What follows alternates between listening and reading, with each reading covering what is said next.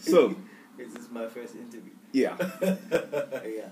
Please talk me through the process. Writing, releasing 2 books at the same time. I didn't plan to release 2 books at the same time. You can even see my Order Now ad. Only has conversations with women. I write a book a week, a book a month. So it so happened that in November, I started writing on a day when I was studying about angels.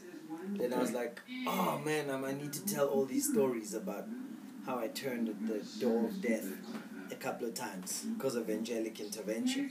So then I finished Angels. But the book that I'm promoting and have released, although Angels is available, the book that's out for Christmas 2014 is all the way till Valentine's 2015 is Conversations with Women. So Angels is available, but it's not necessarily the book I'm making all the noise about. Okay. All right. So if effectively what I'm hearing you say is you won't be doing any promotional work on Angels at all. No noise. Okay. But I will at events. Then Okay. I'll tell them about Angels. All right. Who are you speaking to here? On Conversations with Women, speaking to women, all women, from 18 years old, okay, maybe 21, until the oldest granny. Okay, maybe the granny knows more than me, but to let's say a middle-aged woman. So anyone who needs the tools for handling a serious relationship, including marriage. Okay, so this is focused on relationships. Definitely, yeah. So it's not finding Mr. Right, but it's how to treat Mr. Right. Once you've found it. Once you found him and you know he's Mr. Right. So if you're still struggling with is he Mr. Right or not, then this is not really for. It doesn't speak to that. You don't think it's relevant for somebody to kind of begin with the end in mind? Definitely, they've got to know up front because it helps you then to know, can I give this to this guy? And if you can't, then he's obviously you shouldn't be getting in there in the first place. And you must run as fast as possible. So then it is equally relevant to people who are single. Oh yeah, definitely. And it's relevant to guys and girls, because as much as a lot of women might feel like I wish I need to beef up my skills as far as how to treat Mr. Right, but a lot of guys don't actually know what they're feeling and why they're feeling it. Then but they can't even explain ukuthi no mamela na inkinga yami 1 2 3. They just know they're feeling something and they just fight and stuff. So it's good for guys as well to read, because it will help them to know, oh, so that's why ngimlwisa makenza kanje, it's because ngifila kanje, and then be able to explain to her ukuthi oh inkinga yami le actually hayi ukuthi ngithi mangidriver ungabongitshela ukuthi ngibhake kuphi njengoba ngine low self esteem. Figuratively, deep down ngizwa ngathi uthi angiyazi into engiyenzayo, angazi ngiyaphi. Right. So ngiyekele mina ngiyiconquer le problem yepark. I mean, it's a small thing, but it's little irritations that you see, especially mature couples. Yeah. You see them like 30 years down the line. And the wife's like, "Paga lap." He's like, but most of those men, if you ask them why he might not be able to break it down for you. Mm-hmm. So this is good for guys as well, because it helps them too. Do you think guys want to have this conversation though? Do you think guys want to delve into this at all? I think guys do, depending on where they are in life. Okay. So I think when they're very happy, they might take it for granted. But when the match is finished and stuff happens in relationships, I think every now and then a guy gets to a place where they're like, let me check what's going on, And of course, this is what maybe I think now. And I don't know if your question is informed by similar thinking. We might be wrong because maybe guys are very interested. Maybe they're all just reading this stuff in secret. You know, maybe every guy's got a book on relationships. They just don't tell anybody. I don't know. Does your brother have a book on relationships? Okay.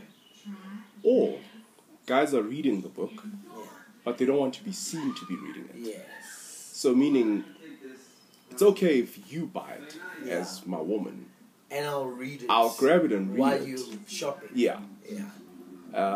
Because it's kind of seen as a weakness to be reading on relationships as a guy. Especially a pink book, yeah.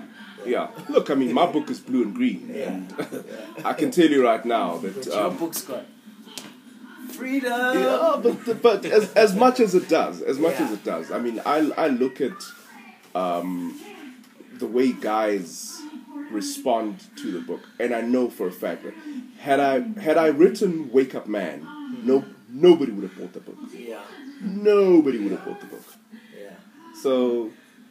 No, you would have worked very hard to convince guys to line up and buy the book. And still failed dismally. Yeah.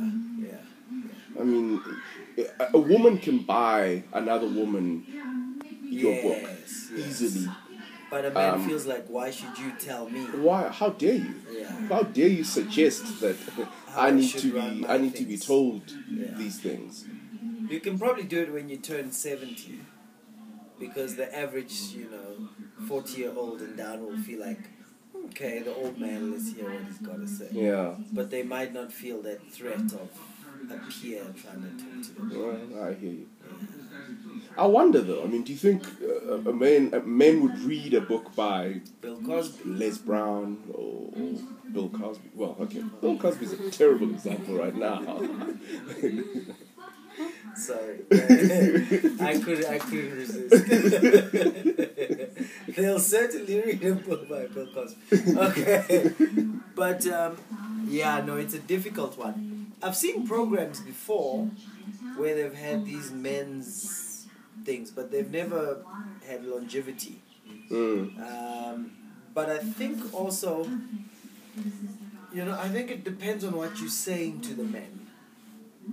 Because I think what has possibly turned the men off as well is the I don't know how to put it, but the Oprah syndrome, where it's like the speaker is speaking on behalf of girls to guys to say, guys, behave,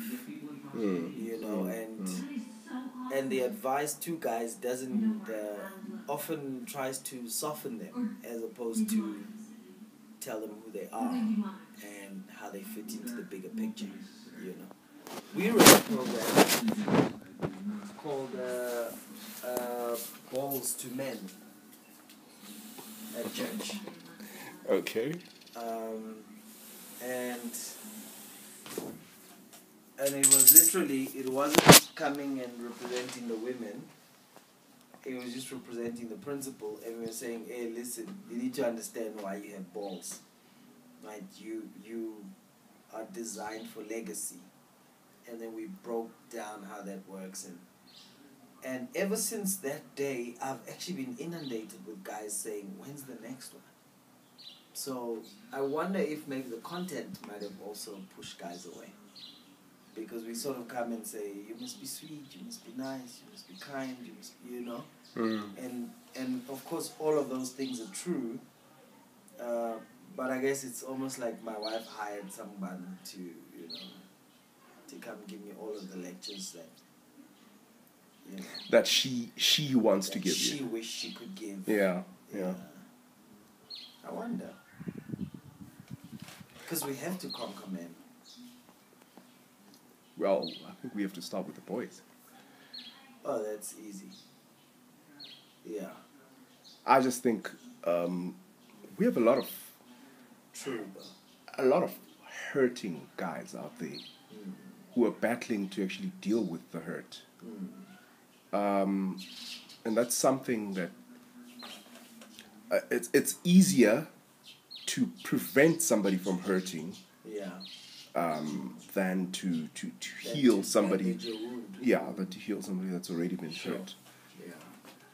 But that's another discussion altogether. I mean, I think that's something else. Oh, that's another thing guys don't want to be listening to, right? I know you're hurting, man. Yeah. Yeah, let it out. Let it out. Come here, let me give you a hug. Sit on daddy's lap. You're hurting, boy. Well, now, okay, all right. You're taking it to another level now. Yeah. Okay. Sorry. Okay. This is not recorded. Yes, it is. Yes, it is. And I mean, I've linked it straight to YouTube, so it's going straight. Are you kidding me? Yeah. No cuts, no whatever. No. Dead serious. Oh, thanks, man. You're welcome. Oh, no. Okay, well, the devil made me say it. Oh, wow. Okay, wonderful.